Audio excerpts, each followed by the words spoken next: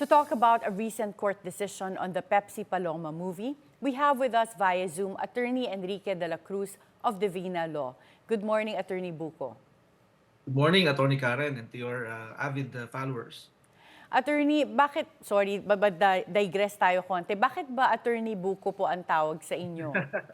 Palayaw lang po. Nickname lang po, nickname. Pero malayo po siya sa Enrique. Yes, dati kasi nung when I was running for student council, nagpapamigay ako ng sa malamig na buko eh. So, Ah, nag-pick siya. so nag-stick na. Okay, akala ko pinaglihi po kayo sa buko. Hindi But naman. so, sorry, just to go back to the case of Daryl Yap in relation to the Pepsi Paloma movie. Can you give us an update as to what the status is now of the case? Yes po. Naglabas na po ng desisyon ang korte at sinabi na inutusan si Mr. Daryl Yap na tanggalin yung teaser video na inirereklamo ng aming kliyente na si Mr. Vic Soto. And as of yesterday, no, nung chinek namin, tinanggal na po no, ni Mr. Daryl Yap mula sa kanyang Facebook pages no, ang naturang teaser video na which is the subject ng petition for habeas data namin sa korte. Attorney Buko, napanood niyo na po ba and your client, Vic Soto, yung movie, yung at least working, I know it's not a final version yet, but the working draft of the movie. I understand that your client and your firm filed a writ of habeas data before. And would that include a copy of the working version of the movie? Hindi pa ho. Hindi pa ho namin napapanood yung pelikula at wala pa ho na-produce na kopya ng pelikula si Mr. Yap. No? Ang naisubmit lamang po sa korte ay ang script at ito ay sealed no? For confidentiality sa ilalim po ng korte. So, yung return po nila on the writ of habeas data includes the script but not any version of the film.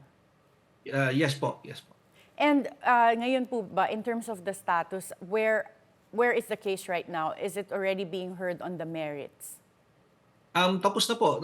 The case has already been decided at naglabas na po ng decision ang korte granting our prayer in the petition no partially dahil ang hiniling namin tanggalin yung teaser video and all other promo materials at yung bahagi ng teaser video kung ito ay nandun sa pelikula tanggalin na din doon sa pelikula. Pero ang sabi ng korte, ang mapagbibigyan lang ay yung teaser video and promo materials. Pero yung pelikula, hindi pa niya magagalaw dahil wala pa naman kaming basis daw no, para ito ay ireklamo dahil hindi pa naman namin ito napapanood. No? So kaya partially granted yung prayer and tapos na rin po yung period to appeal. So hindi rin po nag-apila si Mr. Daryl Yap. With respect to that case. But Director Daryl Yap has been announcing publicly na tuloy yung movie. Is that accurate or is there still something that is going to be filed or pending in court that might prevent the movie to be shown publicly?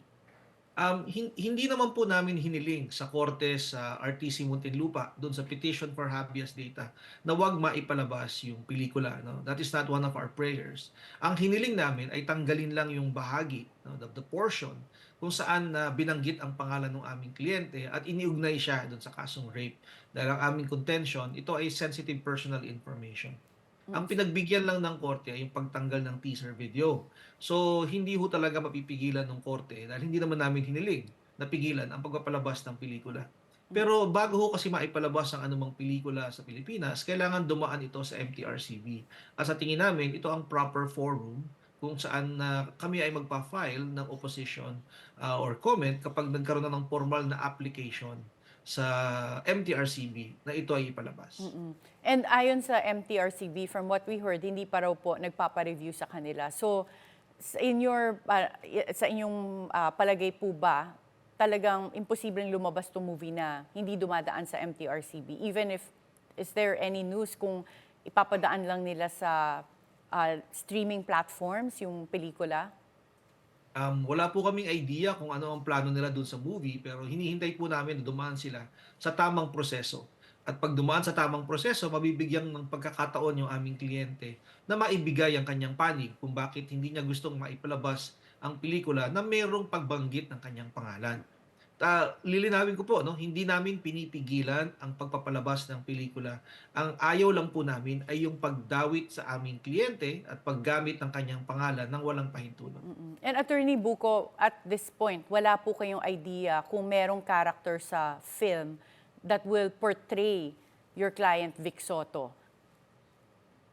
Meron po, dahil binanggit na po ito during the hearing, during the trial, yun nga lang po sinabi ng korte na hindi mapipigilan 'no, at this point. Una-una, hindi naman ito ang prayer namin o hindi hiniling 'no. Pangalawa, ang sabi ng korte wala pang basihan, may mga ibang paraan, may ibang remedy 'no. Sabi ng korte kung ang nais ninyong proteksyonan ay reputasyon, hindi yung habeas data petition ang tamang remedy. Kaya nga po inaabangan namin na ito ay dumulog sa MTRCB dahil isa sa mga guidelines ng MTRCB ay hindi maaaring payagang maipalabas ang anumang pelikula o TV show kung ito ay libelous 'no, at do'n po kami papasok. So right now, ang contingency plan nyo po ba ay inaantay nyo na lang na lumabas kung ano yung magiging version ng film, and that's when you will file what's necessary?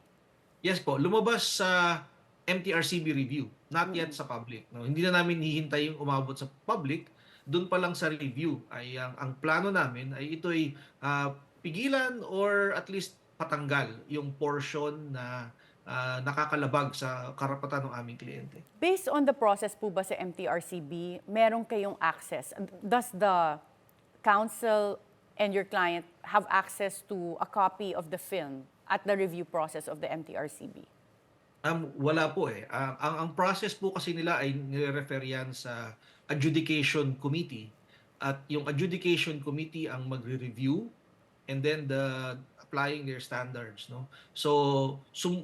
We plan to write a letter to the MTRCB na 'pag ito'y binigay sa adjudication committee, nag-i-invite kasi yan ng mga stakeholders 'no, based sa kanilang process. Usually they invite people from, the Film Academy, the theaters 'no, yung mga cinemas, and hihilingin namin na maisama kami 'no, dun sa review upang makapagbigay kami ng komento. So hinihintay namin na magkaroon ng formal na application sa MTRCB. And what about libel cases? Weren't there libel cases that your client Vic Soto filed against Daryl Yap? Yes, Attorney Karen, it's now pending. 19 counts of cyber libel. No? We filed with the Office of the City Prosecutor of Muntinlupa. And up to now, hindi pa ho nagsasubmit ng counter affidavit si Mr. Yap. So that case specifically is still ongoing? Yes po, yes po. And wala pa pong nagaganap na hearings because wala pa ring counter affidavit si Direk Daryl Yap? Tama po. Nagkaroon lang po ng paghaharap for mediation but our client rejected the mediation, and therefore, kasi mandatory na po yung mediation proceedings ngayon sa prosecutors, and since our client is not willing to enter into any settlement, the case will now proceed to preliminary investigation, and hinihintay lang po namin yung counter affidavit o yung sagot ni Mr. Yap. And just to clarify, Attorney Buko, that case for several counts of libel refers to the teasers that were posted online before that mentions the name of your client, Vic Soto. Tama po, tama po. It's focused on the teaser video only dahil hindi pa naman po namin napapanood yung pelikula. At yung mga postings na ginawa ni Mr. Yap, no, using the name of our client at yung pag-uugnay sa kanya sa nasabing rape. And your client, Vic Soto, is not willing to drop this complaint considering na take down na po yung teaser videos from the online platforms? Sa ngayon po, hindi po. Dahil sa huling pag-uusap namin sa aming client, nireject niya yung mediation dahil sabi niya hindi niya po pwedeng palampasin. No? He has to be held accountable. Dahil kung alam ninyo, Attorney Karen, no, masyadong malaki yung adverse effect hindi lang kay Bossing Vic, kung hindi pati sa kanyang asawa at kanyang anak. Yung asawa niya ay nakakatanggap ng mga text, no, comments and posts online na sinasabi rapin siya, no, threatening to rape her. Ganon din yung anak nila na minor de edad, no, nakakatanggap ng mga text, comments at nagiging subject ng mga memes and jokes online ng iba't ibang mga shows, no.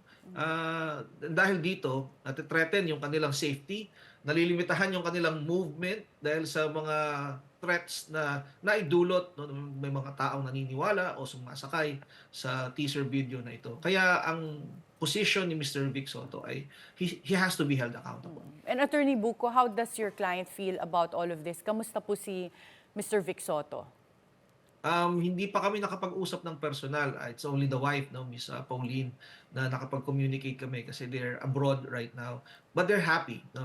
Pauline posted a thank you message sa kanyang Twitter and social media platforms na nagpapasalamat, no, sa korte at sa mga sumusuporta dahil na ibigay, na-grant yung aming hiniling sa hukuman. Thank you so much, Attorney Buko de la Cruz. We hope that you can continue to provide us with updates as this case progresses. Yes po, maraming salamat din po for having me. Thank you.